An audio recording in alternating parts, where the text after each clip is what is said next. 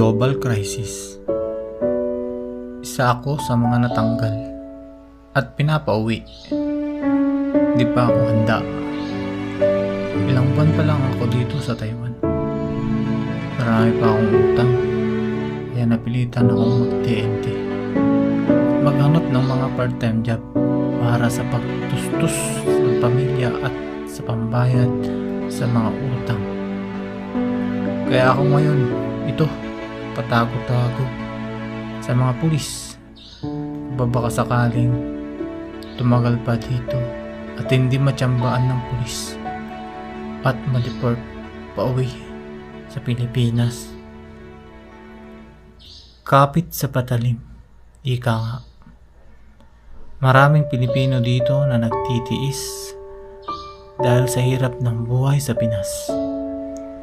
Kaya napilitang mag-TNT. Minsan, hindi TNT, pero ang trabaho ay sakto lang ang sahod. Lahat pa ay pinapadala ang pera sa Pinas. Kaya pagdating ng araw na uwian na, ayun, wala nang ipon at mahirap pa rin